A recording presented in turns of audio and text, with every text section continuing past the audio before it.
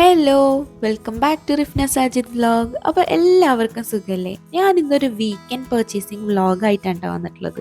അപ്പോൾ പർച്ചേസിങ് മാത്രമല്ല, കഴിഞ്ഞിട്ട് വീട്ടിലെത്തിയിട്ട് ജസ്റ്റ് ചെറുതായ ഒരു ഫ്രിഡ്ജ് ഓർഗനൈസേഷനും കൂടിയിട്ട് ഈ വീഡിയോയിൽ കാണിക്കുന്നുണ്ട്.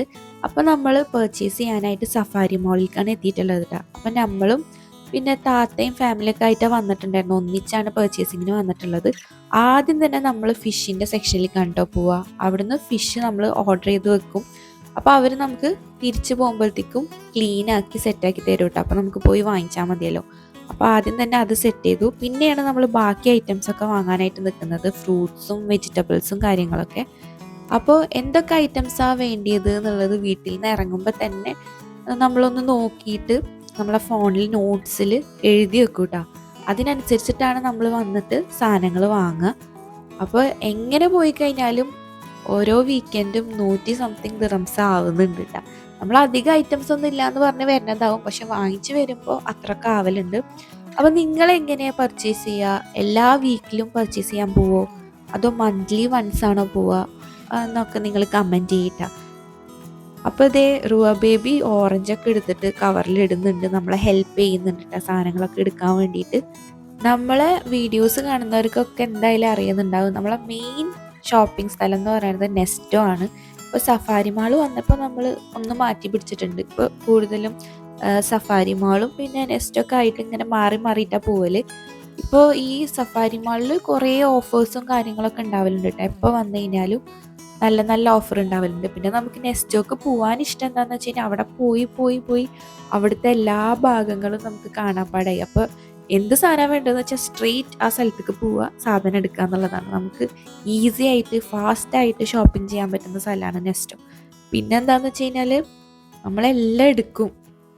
നമുക്ക് എവിടെ ഓരോ സാധനങ്ങൾ ഇരിക്കണം എന്നൊക്കെ അറിയാമല്ലോ. അപ്പോൾ നമുക്ക് ഇങ്ങനെ ഓരോ സാധനം അത് വേണമല്ലോ എന്നൊക്കെ ആലോചിച്ചിട്ട് അതൊക്കെ എടുക്കും. നമുക്ക് അറിയാത്തൊരു സ്ഥലത്തേക്ക് പോണ പോലെ അല്ലല്ലോ. സഫാരി മാൾ അത്ര അങ്ങോട്ട് ഫെമിലിയർ ആയിട്ടില്ല. പോയി പോയി സെറ്റായി കഴിഞ്ഞാൽ നമുക്ക് ഫാസ്റ്റായിട്ട് സാധനങ്ങളൊക്കെ എടുക്കാം. ഞാൻ നെസ്റ്റോൻ്റെ വീഡിയോസ് ചെയ്തിട്ട് ആൾക്കാർ കമൻറ്റ് വരെ ഇട്ട് തുടങ്ങി, പ്രൊമോഷനാണോ എന്നൊക്കെ ചോദിച്ചിട്ട്. അപ്പോൾ നമ്മൾ അങ്ങനെ ഒന്നല്ല, നമ്മൾ വെറുതെ എവിടേക്കാണ് പോകണമെന്ന് വെച്ച് കഴിഞ്ഞാൽ പിന്നെ അവിടുത്തെ വീഡിയോ ഇടുക എന്നുള്ളതാണ്. അപ്പോൾ ഇതേ റുവ ബേബിയും ചിയാമും കൂടിയിട്ട് ഇവിടെ സംസാരിക്കുകയും കളിക്കുകയൊക്കെ ചെയ്തുകൊണ്ടിരിക്കുന്നുണ്ട് കേട്ടോ. റുവ ഭയങ്കര ഹാപ്പിയാണ് ചിയാമൂനൊക്കെ ഇട്ട് വന്ന കാരണം കൊണ്ട്.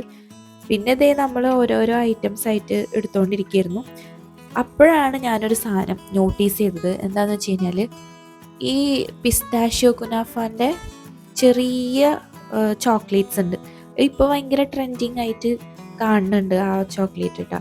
അത് ഞാൻ കഴിച്ചിട്ടുണ്ടായിരുന്നു. അപ്പോൾ എനിക്കത് എവിടെ കിട്ടാതെ വാങ്ങണം എന്നൊക്കെ ഉണ്ടായിരുന്നു.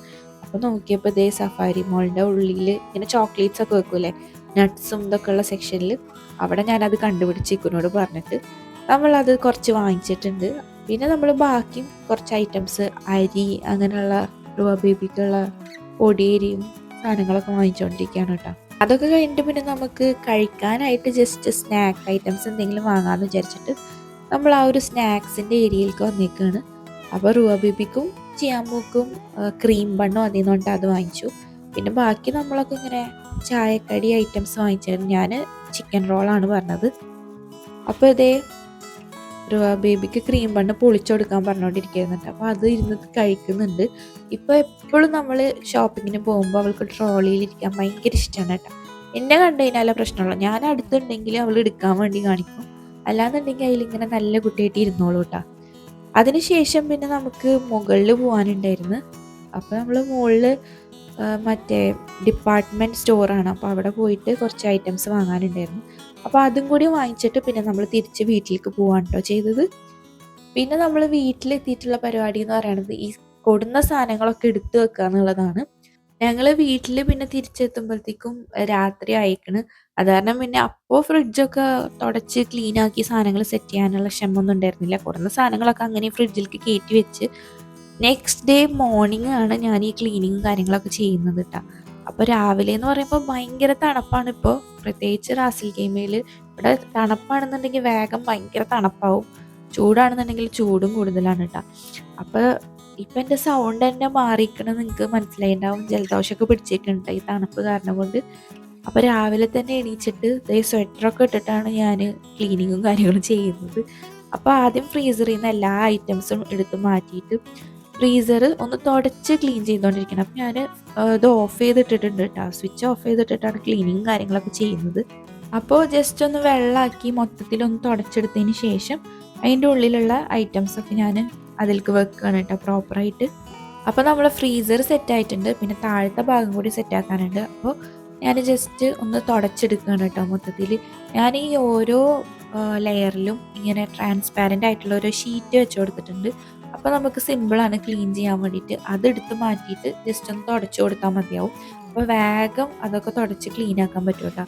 പിന്നെ ഞാനിതിൽ ഓരോ ഐറ്റംസും ഫ്രിഡ്ജിൽ വെക്കുന്നത് എങ്ങനെയാണ് സ്റ്റോർ ചെയ്ത് വെക്കുന്നത് എന്നൊക്കെയുള്ള രീതിയിൽ ഓരോ പച്ചക്കറികളും സാധനങ്ങളൊക്കെ കേട് വരാതിരിക്കാൻ അതെങ്ങനെയൊക്കെ സ്റ്റോർ ചെയ്യുന്നതെന്നുള്ള കാര്യങ്ങളും ആ ഒരു ഫ്രിഡ്ജ് ഓർഗനൈസേഷൻ വീഡിയോ തന്നെ മാത്രമായിട്ട് ഞാൻ മുൻപ് വേറൊരു വീഡിയോ ചെയ്തിട്ടുണ്ട്. അപ്പോൾ അത് കാണാത്തവരെന്താ വെച്ചെങ്കിൽ അത് കണ്ടു നോക്കിയിട്ട് ഞാൻ അതിൻ്റെ ലിങ്ക് കമൻറ്റ് ബോക്സിൽ പിൻ ചെയ്ത് കൊടുക്കുക. അപ്പോൾ ഇപ്പോൾ ഞാൻ ജസ്റ്റ് ഫസ്റ്റായിട്ട് കാണിക്കുകയാണ് കേട്ടോ ക്ലീൻ ചെയ്യണതും സാധനങ്ങൾ വെക്കുന്നതൊക്കെ ആയിട്ട്. അപ്പോൾ ഇത്രയൊക്കെയാണ് നമ്മളുടെ പർച്ചേസിങ് ആൻഡ് ഓർഗനൈസിങ് വ്ളോഗിലുള്ളത്. അപ്പോൾ വീഡിയോ നിങ്ങൾക്ക് എല്ലാവർക്കും തന്നെ ഇഷ്ടപ്പെട്ടിട്ടുണ്ടാവുമെന്ന് വിചാരിക്കുന്നു. ഇഷ്ടപ്പെട്ട് കഴിഞ്ഞാൽ ലൈക്ക് ചെയ്യുക, ഷെയർ ചെയ്യുക, സബ്സ്ക്രൈബ് ചെയ്യുക. ഇനിയും ഇതുപോലെയുള്ള നല്ല വീഡിയോസൊക്കെ ആയിട്ട് വരാം. അതുവരെ എല്ലാവർക്കും ടാറ്റ ബൈ, ടേക്ക് കെയർ.